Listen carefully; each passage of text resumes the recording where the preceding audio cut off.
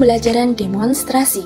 Metode pembelajaran demonstrasi adalah metode pembelajaran di mana seorang guru atau instruktur memperagakan atau menunjukkan suatu proses atau kegiatan secara langsung kepada siswa atau peserta didik. Dalam metode ini, siswa dapat melihat, mendengar, dan merasakan proses atau kegiatan yang sedang dipelajari secara langsung dari guru atau instruktur. Tujuan dari metode pembelajaran ini adalah untuk membantu siswa memahami dan mengerti konsep atau proses yang dipelajari dengan lebih baik melalui pengalaman visual dan praktik langsung. Metode pembelajaran demonstrasi memiliki kelebihan dan juga kekurangan. Adapun kelebihannya, pertama, peserta didik memahami objek yang sebenarnya. Kedua, peserta didik dibiasakan bekerja secara sistematis. Ketiga, dapat membuat pengajaran lebih jelas dan lebih konkret, sehingga menghindari verbalisme atau pemahaman secara kata-kata atau kalimat. Keempat, peserta didik lebih mudah memahami apa yang dipelajari. Kelima, proses pengajaran lebih menarik. Keenam, peserta didik dirangsang untuk aktif mengamati, menyesuaikan antara teori dengan kenyataan, dan mencoba melakukannya sendiri. Ketujuh, memberi pengalaman praktis yang dapat membuat perasaan dan kemauan anak. Adapun kekurangannya, pertama, metode ini memerlukan keterampilan guru secara khusus, karena tanpa ditunjang dengan hal itu, pelaksanaan demonstrasi akan tidak efektif. Kedua, fasilitas seperti peralatan, tempat, dan biaya yang memadai tidak selalu tersedia dengan baik. Ketiga, demonstrasi memerlukan kesiapan dan perencanaan yang matang, di samping memerlukan waktu yang cukup panjang yang mungkin terpaksa mengambil waktu atau jam pelajaran lain. Keempat, apabila kekurangan alat-alat peraga, padahal alat-alatnya tidak sesuai dengan kebutuhan, maka metode ini kurang efektif. Kelima, metode ini sukar dilaksanakan apabila anak belum matang untuk melakukan demonstrasi.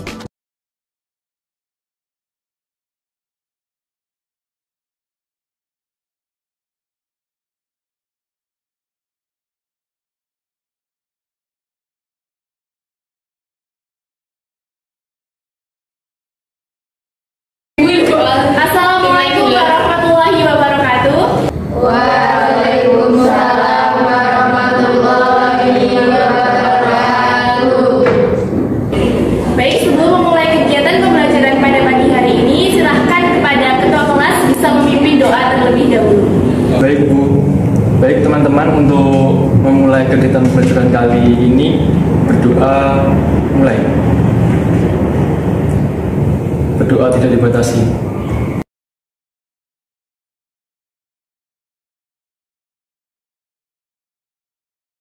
Terima kasih kepada ketua kelas. Sebelumnya, Ibu akan menanyakan kabar kalian terlebih dahulu pada pagi hari ini. Bagaimana kabarnya anak-anak? Baik, Bu.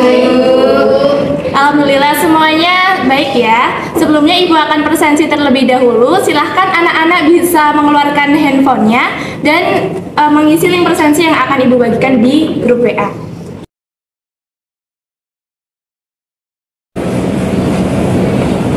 Baik, anak-anak, kita akan memulai materi pada pagi hari ini. Sebelumnya, adakah yang masih ingat minggu lalu kita belajar materi apa?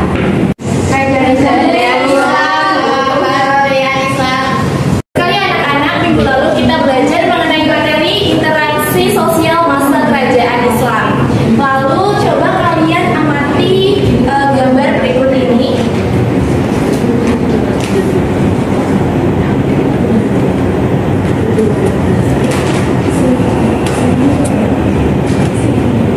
Baik, bisa dilihat terlebih dahulu gambarnya.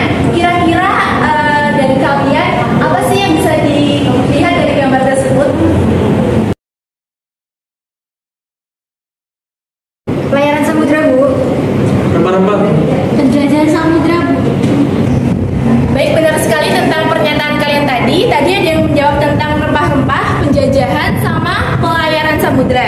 Jadi hari ini kita akan mempelajari mengenai materi penjelajahan samudra. Baik, Ibu akan memberikan sedikit materi mengenai penjelajahan samudra. Jadi penjelajahan samudra pada masa itu terjadi karena adanya dorongan ekonomi, politik, dan juga agama.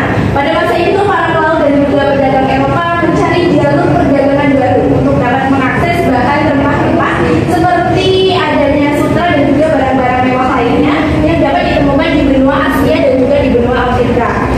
Selain itu, mereka juga ingin menemukan wilayah baru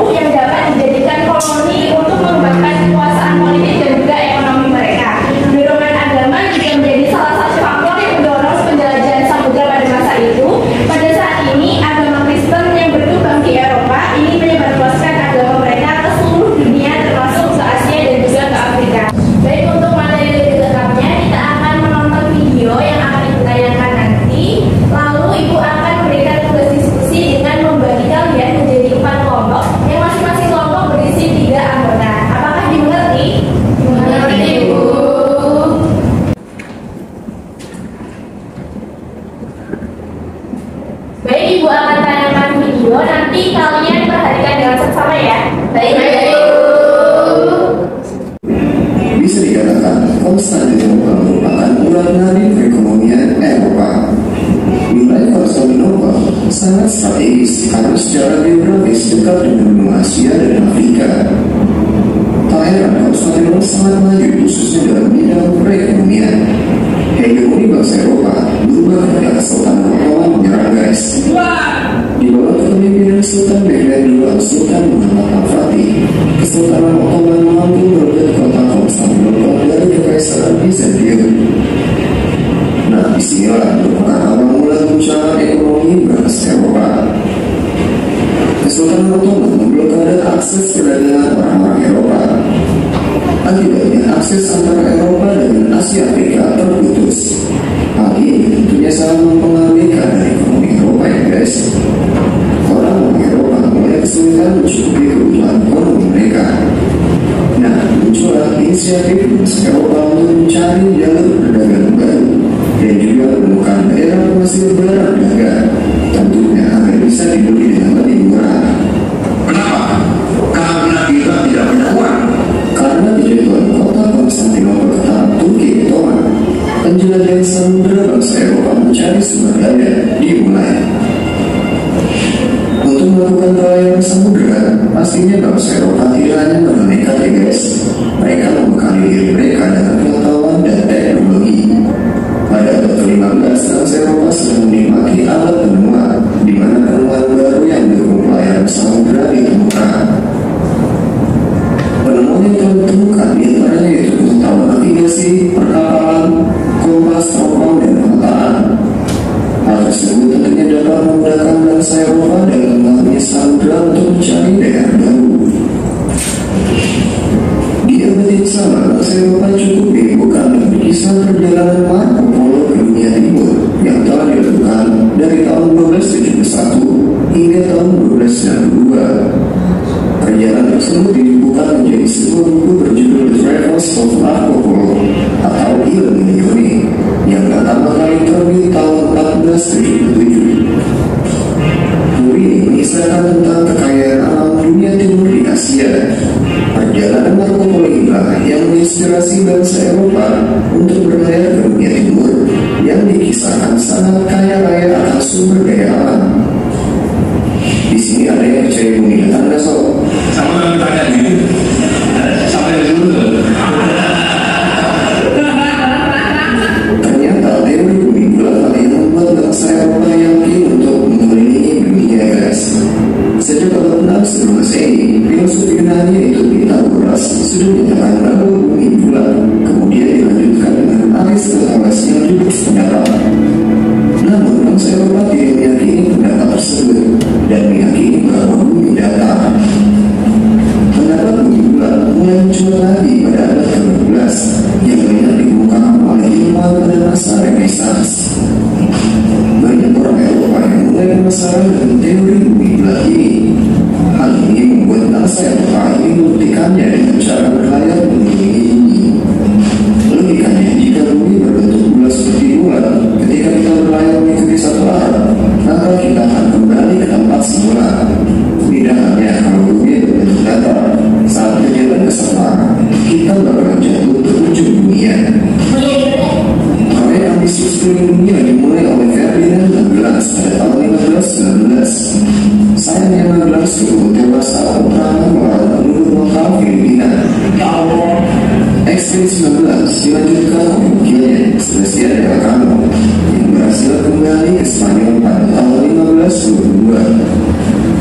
Jelajah samudera bangsa Eropa pun berhasil dan mereka mendapatkan apa yang mereka cari, yaitu daerah penghasil sumber daya alam. Tapi kalau kamaran, yang namanya manusia guys, pasti ada aja dan salah. Pada akhirnya bangsa Eropa yang tergiur terkait daerah lain melakukan monopoli perdagangan hingga berujung pada penjajahan. Oke guys, jadi itu aja dan kami bahas ya. Jika kamu memiliki pendapat lain, silakan. Baik, setelah melihat video tayangan tadi, lalu Ibu akan memberikan tugas diskusi kelompok. Nanti Ibu minta kalian bagi menjadi 4 kelompok yang masing-masing terdiri dari 2 sampai 3 anggota. Bisa dihitung dari pojok lalu melingkar ke belakang ya. 1, 2, 3, 4, 1, 2, 3, 4, 1, 2. Baik, kalian dapat berkumpul sesuai dengan kelompoknya masing-masing. Untuk meja 1 bisa diisi kelompok 1, meja 2 kelompok 2, meja 3 kelompok 3, dan meja 4 kelompok 4. Silahkan. Baik, Bu.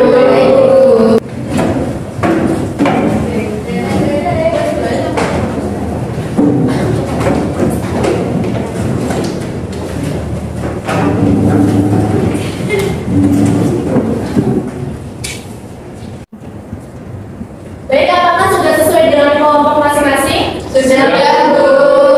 Baik, langsung saja bisa langsung diskusi. Ibu beri waktu 7 menit. Kalian dapat mengeluarkan alat yang mendukung seperti handphone atau laptop. Nanti bisa dijadikan PPT. Catat poin-poin pentingnya saja mengenai video yang ibu tadi tayangkan. Apakah dimengerti? Dimengerti, Bu.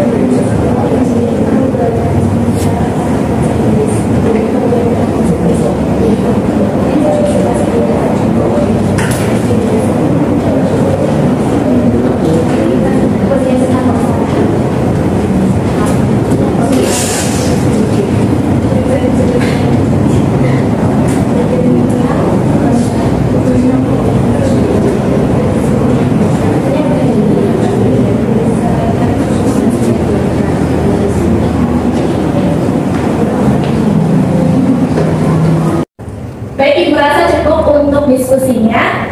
Lalu teknisnya nanti Ibu akan menunjuk perwakilan setiap kelompok untuk memaparkan hasil diskusinya di depan. Nanti kelompok yang masuk ke depan bisa menunjuk kelompok lain secara tergantung. Baik, Bu. Sekarang Ibu akan menunjuk kelompok 2 untuk memaparkan hasil diskusinya. Dipersilakan kepada perwakilan kelompok 2 untuk masuk ke depan. Untuk PPT-nya tadi sudah saya kirim ke Ibu ya.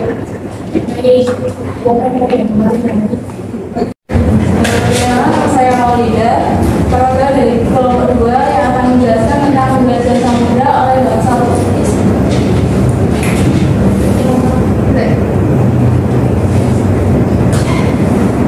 Bisa dilihat ya, ini ada peta jalur pelayaran bahasa Portugis. Bahasa pertama yang melakukan pelayaran adalah bahasa Portugis di bawah pimpinan Bapak Muhammad. Pembelajaran pertama dilakukan sampai ke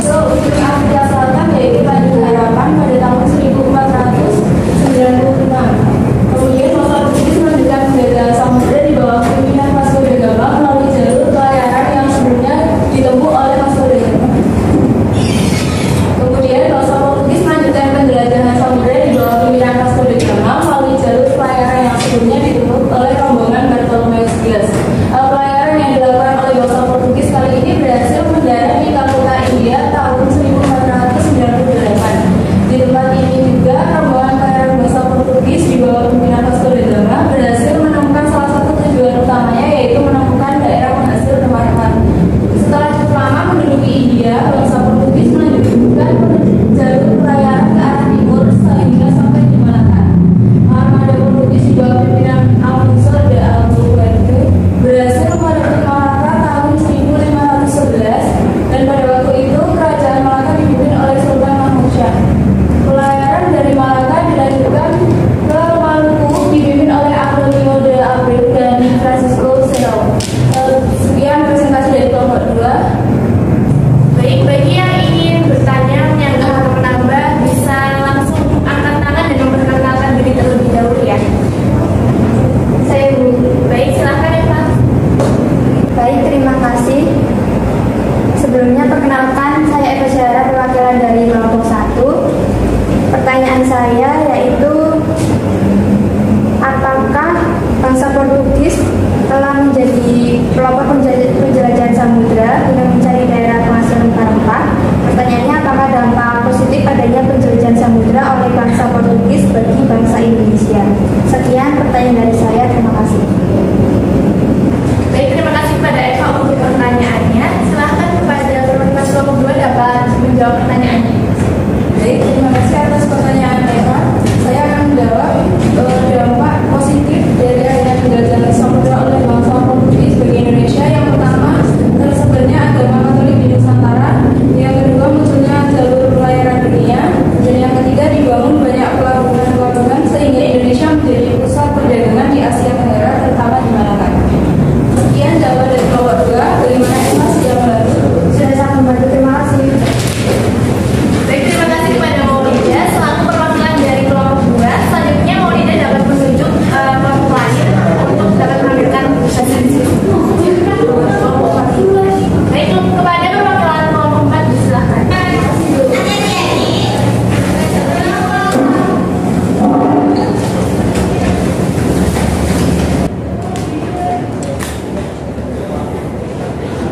Perkenalkan, nama saya Bayu Sekiansa. Saya di sini mewakili kelompok 4 untuk mempresentasikan penjelasan samudra oleh bangsa Spanyol. Latar belakang bangsa Spanyol melakukan penjelajahan samudra sejarah mencatat juga bangsa-bangsa Eropa memutuskan untuk melakukan ekspedisi atau penjelajahan ke belahan bumi lain sejak abad ke-15 Masehi, termasuk sampai ke Nusantara atau wilayah Indonesia. Portugis menjadi bangsa Eropa pertama yang berlayar hingga ke Pulau Nusantara. Alfonso de Albuquerque memimpin sekitar 18 kapal yang mengangkut 1.200 orang. Rombongan Portugis ini menaklukkan Malaka pada 1511, lalu menyasar ke Maluku pada 1512. Dari sinilah sedangkan kolonial Indonesia bermula. Rempah-rempah menjadi alasan utama Portugis menambangi Pulau Nusantara. Salah satu tujuan utamanya adalah jatuhnya Konstantinopel pada 1493 dari Kekaisaran Bizantium atau Romawi Timur ke Kesultanan Turki Utsmani di bawah pimpinan Sultan Muhammad II.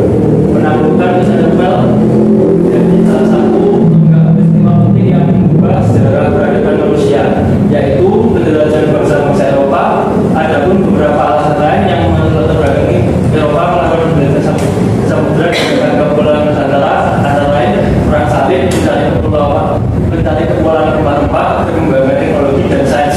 Itu benar dari saya mengenai penjelajahan samudra oleh bangsa Spanyol.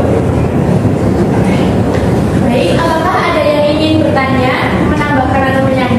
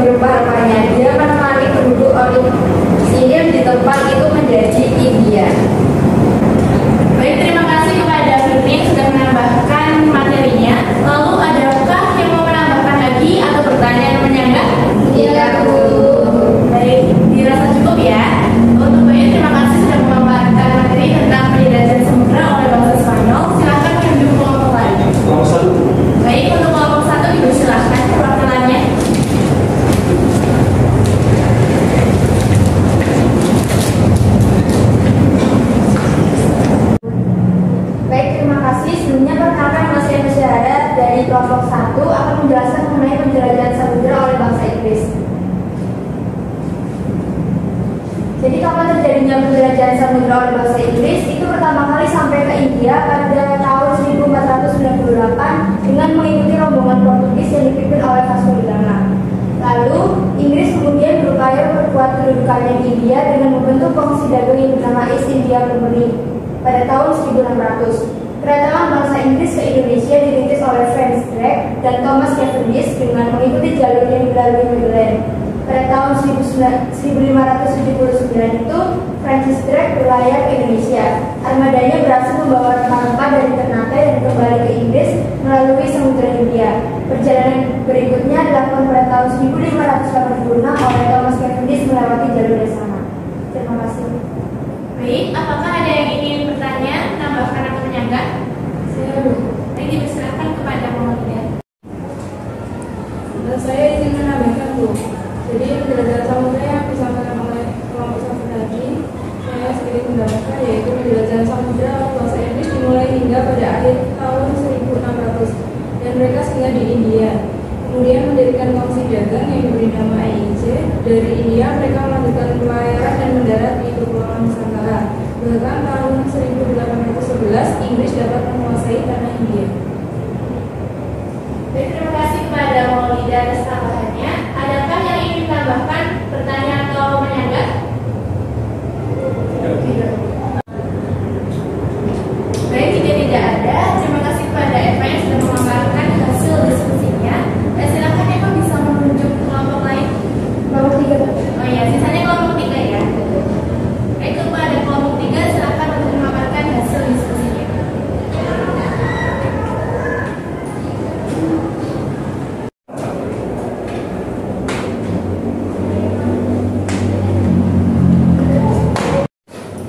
Perkenalkan, nama saya Fitriana Indah, saya perwakilan dari kelompok 3 ingin menyampaikan hasil diskusi dari kelompok 3 mengenai penjelajahan samudera oleh bangsa Belanda. Jadi, pada tahun 1511, bangsa Portugis telah sampai ke Kepulauan Nusantara dan sampai di Maluku pada tahun 1521. Bangsa Spanyol memasuki Maluku pada tahun 1521, tetapi Belanda baru datang ke wilayah Indonesia pada tahun 1596. Hal ini disebabkan pada awal abad ke-15 Belanda masih menjadi vassal Spanyol hingga revolusi 80 tahun dimulai pada tahun 1566. Pada saat itu perdagangan rempah-rempah di Lisabon, Portugis masih berjalan dengan lancar hingga bangsa Spanyol menaklukkan Portugis dan Belanda dilarang membeli rempah-rempah dari Lisabon lagi.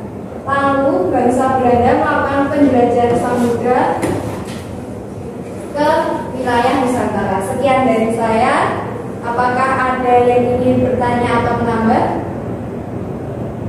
Ayo silakan kepada yang ingin bertanya, menambah atau menyanggah, bisa angkat tangan dan memperkenalkan diri terlebih dahulu. Saya perkenalkan, nama saya Bayu Setiansah. Saya ingin bertanya mengenai apakah pada tahun 1995 Cornwallis de Houtman bersama dengan rekannya Peter de Keyser melakukan pelayaran ke Nusantara. Terima kasih. Jadi langsung saja Indah dapat menjawab pertanyaan dari Bayu. Baik, saya akan menjawab pertanyaan dari Bayu. Menurut saya, pada tahun 1905 Cornwallis de Houtman dan rekannya benar melakukan pelayaran ke Nusantara karena konon ia membawa armada 4 kapal dan 249 awak serta 64 pucuk meriam. Ia melalui jalur yang sudah bisa dilalui oleh orang-orang Portugis. Pada tahun 1596 ia tiba di Kepulauan Nusantara, yaitu tepatnya di Banten. Karena niat kedatangan Cornwallis de Houtman untuk berdagang, maka ia pun diterima dengan baik oleh masyarakat Banten. Saat itu Banten dipimpin oleh Sultan Abdul Mufakir Muhammad Abdul Qadir melihat pelabuhan Banten yang begitu strategis dan hasil rempah-rempah yang berlimpah. Ia pun berniat untuk memonopoli perdagangan di Banten dan ia pun berlaku sesuka hati. Oleh karena itu, ia pun akhirnya diusir dari Banten dan kembali ke Belanda. Bagaimana Bayu? Apakah sudah menjawab pertanyaannya? Sudah, terima kasih. Baik, terima kasih kepada Bayu atas pertanyaannya dan kepada Indah atas jawabannya. Untuk yang lainnya, adakah yang ingin bertanya, menyanggah, atau menambahkan lagi? Baik, jika dirasa cukup, silahkan Indah dapat kembali ke tempat duduknya. Terima kasih, Bu.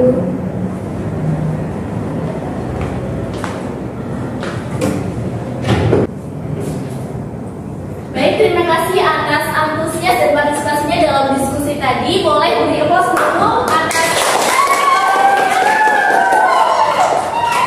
Baik, untuk selanjutnya Ibu akan mengadakan refleksi. Apakah kalian paham mengenai materi yang sudah dibahas tadi? Selanjutnya kalian bisa men-scan kode QR yang ada di depan sini. Silakan anak-anak bisa men-scan terlebih dahulu. Baik, apakah semuanya sudah masuk dalam kuisis? Sudah. Baik, Ibu akan mulai ya. Dalam hitungan 3, 2, 1. 3, 2, 1.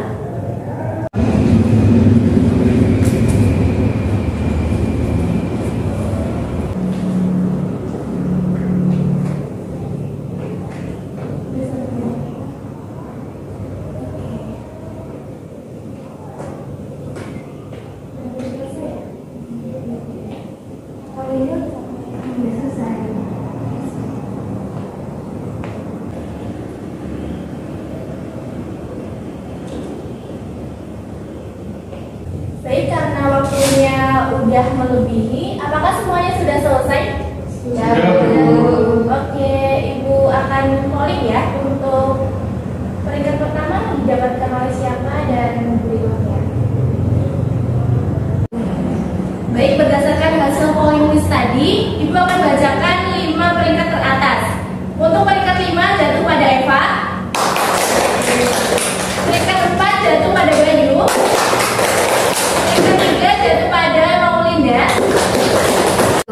Peringkat 2 jatuh pada Serlin. Dan peringkat 1 jatuh pada Indah. Baik, 5 orang teratas tadi akan Ibu beri nilai keaktifan dan khusus pada peringkat 1 akan Ibu berikan reward spesial dari Ibu. Yuk, yang lain dapat mencontoh Indah ya. Siap, Bu.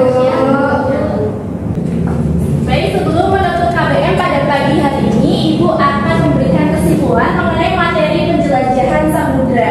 Jadi dampak penjelajahan samudera itu dapat berpengaruh besar terhadap sejarah dunia dan juga berpengaruh pada sosial, politik, ekonomi, dan juga budaya di seluruh dunia. Antara lain yang pertama adanya pertukaran budaya dan juga agama, lalu yang kedua pembentukan koloni dan juga penjelajahan, dan yang ketiga pembentukan perdagangan global. Sebelumnya, adakah yang masih kurang paham mengenai materi yang Ibu jelaskan pada pagi hari ini? Bisa bertanya kalau ingin bertanya.